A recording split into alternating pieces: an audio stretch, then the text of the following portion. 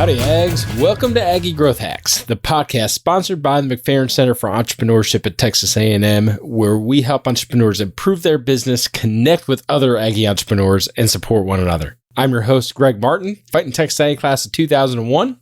And I'm your co-host, Chris Hunter, Fighting Texas Aggie class of 1998. Woo! Well, we got a little story for you, Ags. 100 episodes. Thank you so much for being part of the Aggie Growth Hacks journey for the last 100 episodes.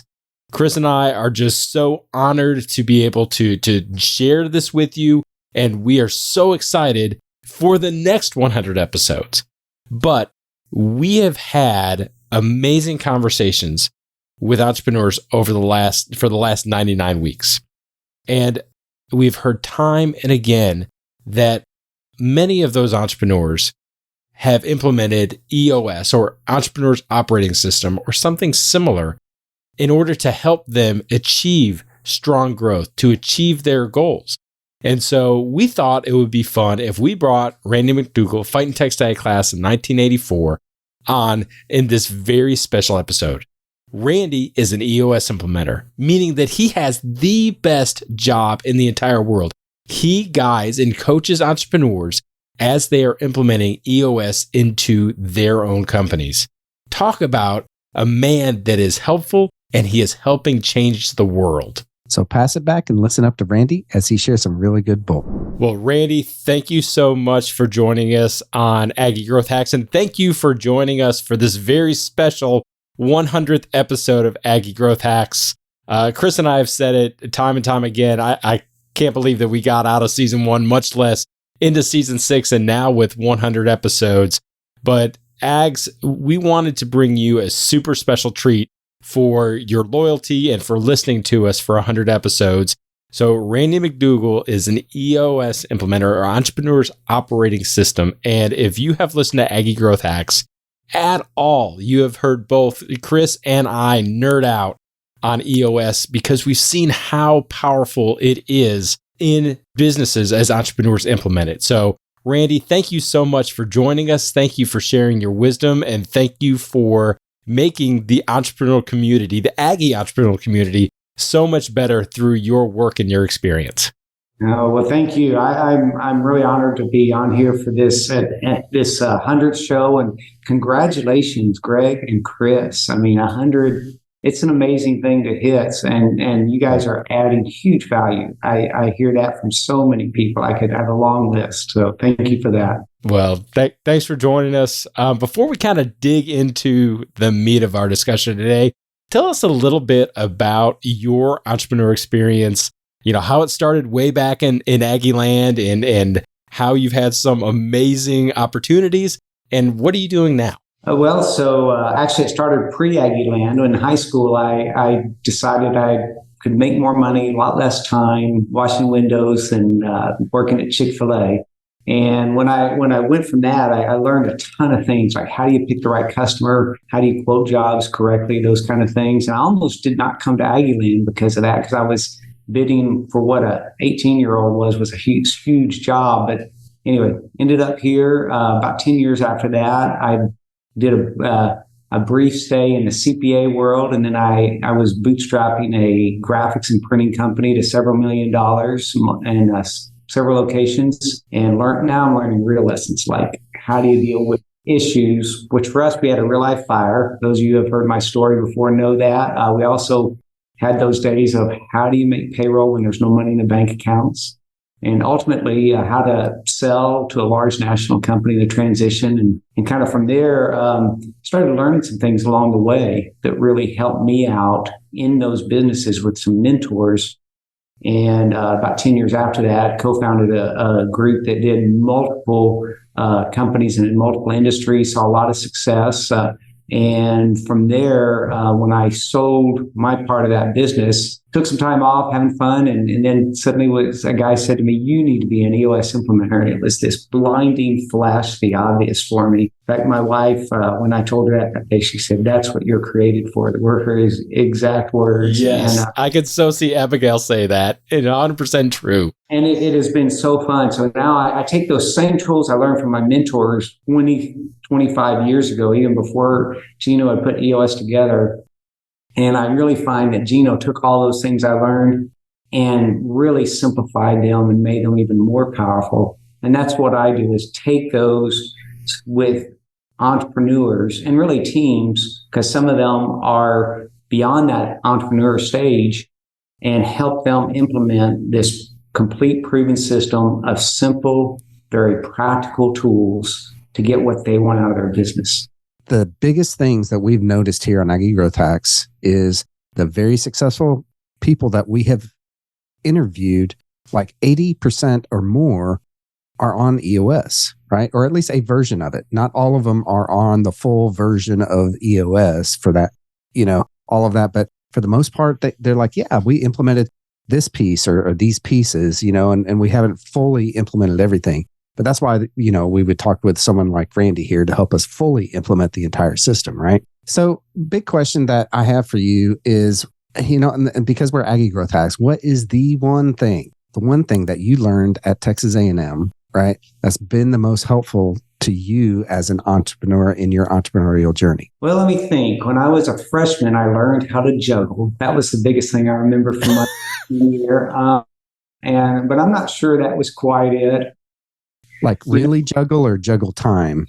Well, I no, to really juggle, tennis balls and, do that. And so that's been a lot. I bet your mom and dad are so proud. Oh, yeah. It's funny. The things you really learn are not so much what you learn in class, honestly. But it's still just fabulous. It's the relationships. It's how to interact with people. It's how to make things happen. I had a lot of entrepreneurial areas, not necessarily all in business, although there were some in business, of just being able to have those interactions, and certainly the classes, no doubt about that. But I think it was learning how to have relationships and really go to a deeper level in relationships, and also learning the importance of values. And I don't think I realized it at the time. I was sometimes just not aware what a big influence that was having, but it really was seeping into me in the values in terms of who I chose to spend time with, how I made decisions. And those are the things that really stick out to me. Well, Randy, could you share with us, what are your company's values? And I'm going to guess that one of them is probably helpful. And what I mean by, y'all, if you listen to Randy, even his voicemail, Randy says, "I'm Randy. I'm sorry I can't be here right now. How can I help you?" You always want to help entrepreneurs and people in general. And so I want to speak that and be very thankful of that. But what are your company's values? Well, and actually, I forget about my voicemail, so it's kind of embarrassing because I never listen to it, right? But, so help first is actually one of those core values. And it is helpful for me because it reminds me I'm not here to sell anybody anything. I'm not here to try to change somebody's mind. I'm here to help. And sometimes that means they don't do what I think sincerely they should do or could do. But if I can help them move towards making a decision, that's huge. And I know numerous companies. I can think of a couple of examples where, in fact, one you introduced me to, Greg, and we talked, and they said it was several months later, it was life-changing. Not that they fully implemented EOS, but still they resulted in having conversations. And I just actually kind of third hand heard earlier today about a company who I talked to several years ago, and I didn't know if they ever did anything or not. And somebody just told me third hand, they are loving traction in EOS. And I haven't talked to them about it in several years, but I love that they're doing it. And so it's just a lot of fun. I was on the phone last night with a guy from Florida, and I connected them with somebody else, but it's just, just meeting friends all over the world, helping now mostly here in Bryan College Station, but really all over the place. Oh, and I'm sorry, I stopped there. Help first. Then there is grow or die, which I love because I love learning. I love growing. And there's do the right thing. And then there is do what you say. And then I'm just totally blanking out on one, which is really funny. Y'all put me on this spot. So it's help first, do the right thing, grow or die, do what you say. And gosh, this is embarrassing. It'll come to me in just a moment. It's one I use all the time. Sounds like you need to take that one out then, right? No, definitely not. All right, I'm going to flip the script a tiny bit here, right? Because, you work with so many entrepreneurs and you are so knowledgeable about EOS, right? And you've been trained now by Gino Wickman and his team and all that kind of stuff. So what is the one thing that you've noticed, right, that has been the tipping point for people getting onto EOS, and what has helped them to actually implement it in their business the most, the easiest way, the fastest way that they could possibly do that? Well, there's several things in there of what you're saying. The kind of the one is just sometimes the pain drives people towards it, because we all, when we start a business, we have kind of dreams, and we're excited about moving towards those dreams and working towards that. And then we kind of go somewhere along the path and we realize, whoops, it's not as fun as what I thought. Sometimes that comes faster than we think. It's not as easy as what I thought. And so it's when people, they run into the frustrations that entrepreneurs have. One is money. There's just not enough of it. Another is, growth. Well, we've hit a ceiling. Another is just things feel out of control. And then there's obviously just the people. How do you manage the people and work with that? So those are all areas that people run into.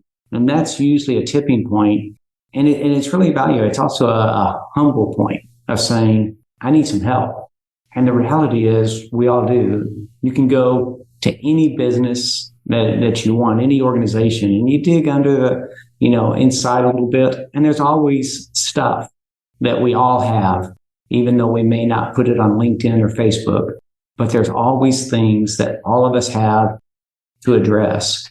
And so it's kind of being comfortable with, hey, I've got things to address. Everybody else does. And I'm going to get the help when I need it. From there is really, when I work with teams, what I find the biggest thing that they need is, one, to have a mindset that's growth-oriented and really open-minded. Sometimes I meet people and they know everything, and that's great, but it's probably not going to help them out too much. The second is that they're open, honest, and vulnerable, both personally, which is actually probably the hardest thing to do, and with one another. And the third is that they're more afraid of the status quo than of change. Those are the big three that I tell every team I work with. I actually was with a group of managers, about 25 managers with a company this morning, just talking them through that. And they're really seeing. And the reality is, if you like the status quo, there's nothing wrong with that. Just be there. EOS is going to bring change for you, though. And so just be aware of that. And I have worked with a couple of teams, and one in particular, I remember the team was starting to see some things for the first time and really starting to make some changes. And the leader suddenly stood up. He couldn't stand anymore. He said, "We're not making any changes. We're just talking. Let's keep talking, but we're not making any changes." And the room just kind of shut down.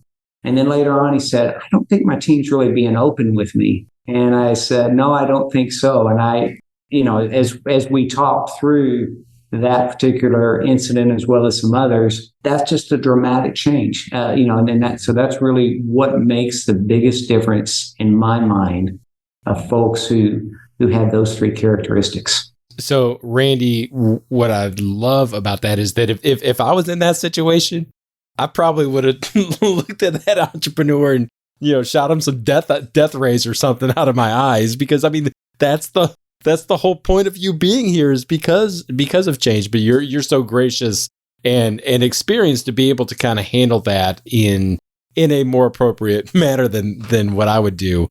But can you maybe from big picture, so say I'm an entrepreneur and I am hungry for change, and the status quo is more painful than the change, and I want to learn about EOS. So I've gone out and, maybe I've read the books. When someone comes to you or someone like you, what is kind of like the process? Because you help them to implement EOS, but it's not like you're there with them every day. So what is like the big picture process of an entrepreneur? What can they expect, and who needs to be in those meetings? You bet.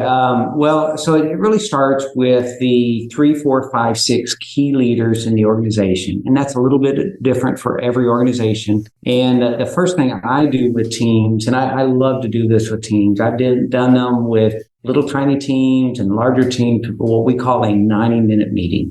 And it's basically, there's the book Traction, which you mentioned. And then this is what I would call kind of a movie version of Traction on steroids. And the reason I say that is we're doing it live and the team is together. And what makes it on steroids is they suddenly have a platform to have the conversations that they've been dying to have.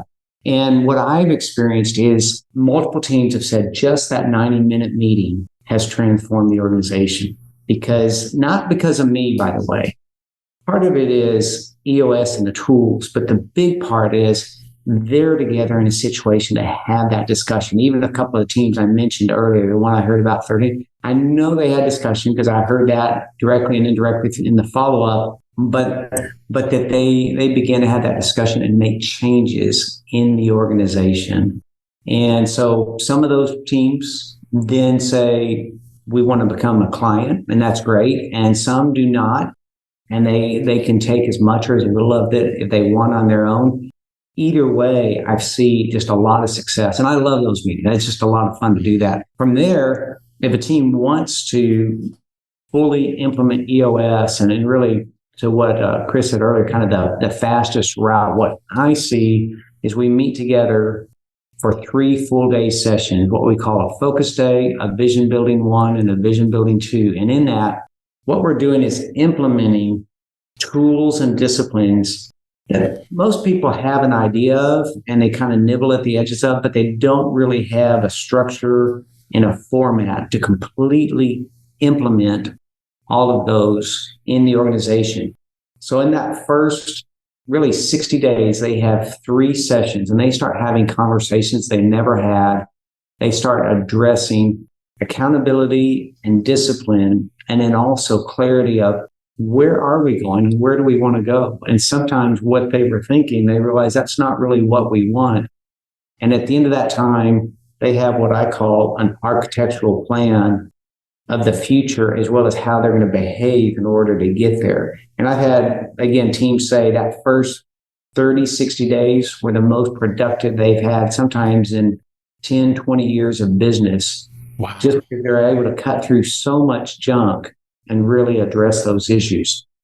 From there, it's kind of then we go into take those plans and go into full implementation, pouring the foundation, and then building on top of that with 4 times a year, 3 of those times in a quarterly session where we make sure we are on track, we're connected with one another, we haven't lost anybody, and we haven't gotten off track. And then once a year, in a 2-day annual where we do a really deep dive into team health and long-term planning. And my goal is they start operating in a highly accountable 90-day world where they have the communication, and I'm teaching them the tools for a week in, week out basis of them being able to have those communications. And then every 90 days, we get together, make sure they're connected, and they have direction in the organization. So from there, it usually is about a 2-year process. And that's a big thing to tell people. A team I was with last week, they just hit that 2-year mark. And they said, yeah, we thought we could do it in like 6 months. And I just want people to know on the front end, this is not a quick fix. If it was, I'd love it. but it's not. The reality is it takes a couple of years to fully implement in the organization. And at that point, my goal is to get them to a point they're ready to graduate. I am all about them being independent where they don't need me to operate. And at that point, it really just becomes their decision. Do they still want that outside facilitator to help them out, to keep moving forward? Some teams say, absolutely, we love that. It allows us to really be free. Others say, we're ready to operate on our own. Either way, I don't want them to be dependent on me, and I'll just support them as much as they need. That's awesome. So I want to dig a little bit deeper into EOS here, right? Because there's a lot of tools that EOS has. There's people, there's processes, there's 7 of them, right? Of the main tools that are part of the Entrepreneurial Operating System. Is that correct? There's 6 components of the Entrepreneurial Operating System. So it's the vision component, the people component, the data component, the issues, process, and interaction. So from my standpoint as an entrepreneurial, the biggest piece of all of that, right, that I struggle with is the data. Okay. The documenting your processes and all of that. So have you seen any hacks that people have used in order to actually get that accomplished a lot faster than that 1 to 2 to 3 or whatever long period? And in terms of the process component of really maybe it's the process, not the data, but the process component, right? So some of the things that I really encourage teams to do, and there are some companies out there that you can hire to help you do that. And some people find real value in those. At the same time, what I work with teams and teach them is the first step is define really what the core processes are. And that's usually where most people struggle. I also teach people the 3 traps. And the first trap is what I call the blob. I don't know if you remember that old movie of the blob just kind of growing bigger and bigger. And a lot of people do that. And then they start moving to this 100, 500 page manual that just keeps getting bigger and bigger and never really get addressed. The second is people kind of want to do everything in the organization, or they do a little less and they want to make a training manual. I encourage people just start what are those really core processes that a fully trained person can just use to say, yep, I did everything that needs to be done. For example, for myself, when I prepare for a session, I have a very simple process that I can look at. Somebody brand new, they wouldn't know how to do it because it's not a training manual. But it just helps me make sure I don't forget things and things are done repeatedly the right way the first time and every time. And then the third mistake I see with teams is they tend to do departmental specific processes where the real challenges in the organization, all of the communication, the confusion, and the conflict typically comes where the processes cross between departments. So with those 3 in mind, and there's actually a book called Process, which I was fortunate enough to participate in during the writing that will walk you through this, is first identifying what we call the 3-step process documenter and being able to identify, here is our set of 6, 7, 8, 9 core processes. We're not talking about everything. And this is where some perfectionists really get stuck, as well as people that just want to solve everything in the world. We're just saying these are the 6, 7, 8, 9 core processes. If we just do these, we're 80% successful. And then to kind of draw a fence around that and don't let the blob keep growing and growing until you get those documented into really something that's a 15 to 30 page simple manual that is your company's way of operating, and then begin to focus on teaching it to everyone and making sure it's followed by all. And most people, they get impatient. They then want to go write out more, or they throw those away, or they never implement them. And then at some point people go, it doesn't matter anyway. So they just ignore them all. And it gets frustrating, and a year or 2 later, they start over. So typically what I just described, I'd say to do it fast takes about 6 months. to really do it pretty quickly in an organization. But the beauty is you set a clear, defined, this is a target, and it's usually much simpler than what people imagine, but it's a lot more work also than what they imagine, even though it's simple. Does that help, Chris? Absolutely. And kind of on a follow-up on that, because it sounded like you said recommend that you start with a simple checklist, right? And then do you create an SOP based off of that checklist, or, let's get a little bit more in depth on it, or how does that work? That's where I would watch it. But it almost to me sounds like that's starting to move towards the blob. It's really just, hey, if I just do this handful of things, then I will be ready to go. For example, on this podcast, there's probably just a handful of things that if you do those, you're 80% likely to do it. Now, if you ask me to do it the first time with no training, I won't be able to do it. But if you write it for a Chris who's fully trained, if you just make sure those are done each time, that's where you need to start. And here's one of the magic components of that is most of the problems in the organization are that the leadership team aren't in agreement and they don't have consensus on what the right way is every time. So that's a huge part of what I just described, is getting every single person on the leadership team, whether they're part of that or not, to say, this is the right way to do it every time, and then have one voice. Because in most organizations, they talk to one person in leadership, they get a different answer than another, and there's just real confusion. So it's actually simpler, I think, than what you're saying. I'm not saying it's easy, but it's simpler than what you're saying. And that way you can really get everybody on leadership to agree. And then you can make sure and take it to the team. And sometimes you have to go back and say, whoops, we didn't get it right. Do that correction, but don't let it grow into what I would call a full SOP or a training manual. Interesting. Love that. Well, Randy, you have been dropping some gold. Thank you so much for sharing that with us. So, Randy, let's just keep digging into some of your experiences with helping entrepreneurs with EOS. One of the things that you talked about earlier is that change is going to happen as you implement this, and change can be very, very difficult. And so it could be very emotional. It could, you've got a lot of uncertainty through that process. Can you tell a story of some change where you saw an entrepreneur that tackled that change head on and really led his or her team really well through that process? One team I was with recently, they were growing like crazy, and they were seeing just their revenue, their top line was fantastic.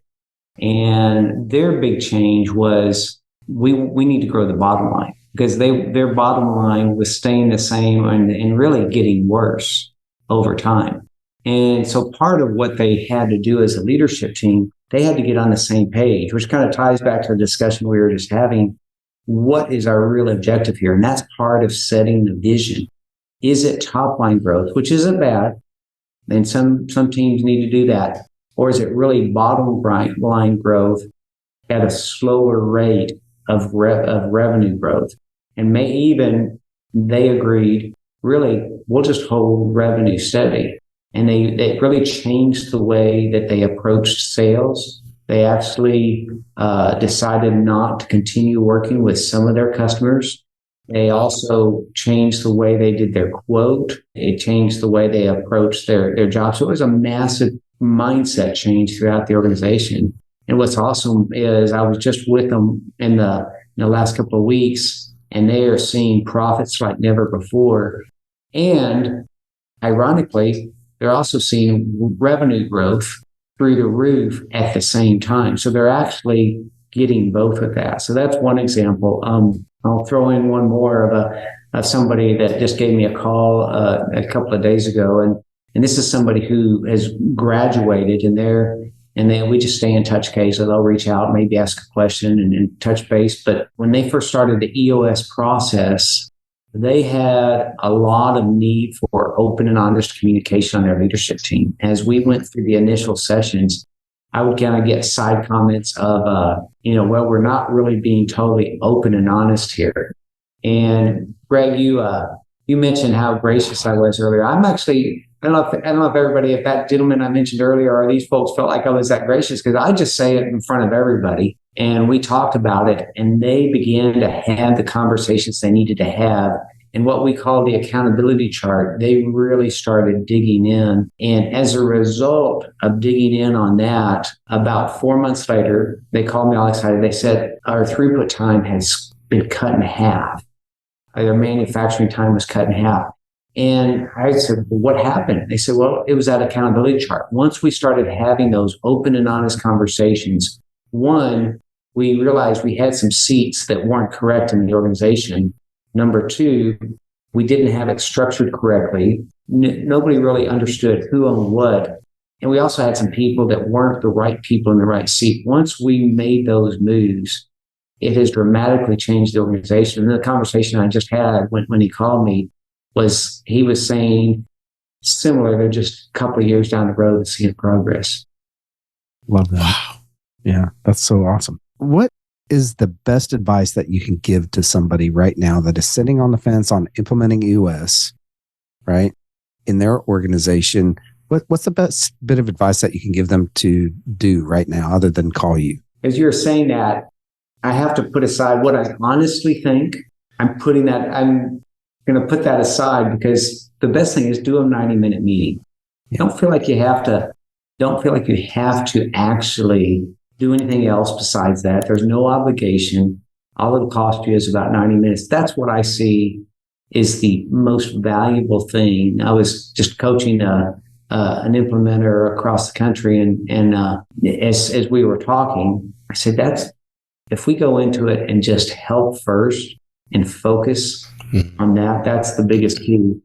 That kind of violates what you said, and it sounds self-serving. So I don't mean it that way. If you aren't comfortable with that, then I would sit down with your team and start working through the components of the EOS model and start actually getting things on the table. And the good news is the information is there to be able to do that. So you can sit down and start working through the book traction. There's several books in the EOS library that are all very helpful, very powerful. Another one that can be really helpful, particularly for visionaries and for companies where there's a lot of starts and then chaos, and starts and chaos, is rocket fuel. I know several leaders who have found that to be transformational. And then start asking yourself and your team, what is it we really want? And then what are we willing to do to get there? That's kind of where it started. And then other than that, it's use the book as a recipe. The closer you follow that, I think the more likely you are to have long-term success. Well, Ags, if you are not connected with Randy, I know that he's not being self-serving, but I'm telling you right now, you need to know Randy. You need to take him up on the offer for the 90-minute meeting. And Ags he is here to help. He is here to serve you, because his heart is to make entrepreneurs better, stronger, to achieve their goals and their God-given vision. So, Randy, how can our listeners get in touch with you? How can we support you? How can we encourage you and Abigail? Well, thank you, Greg.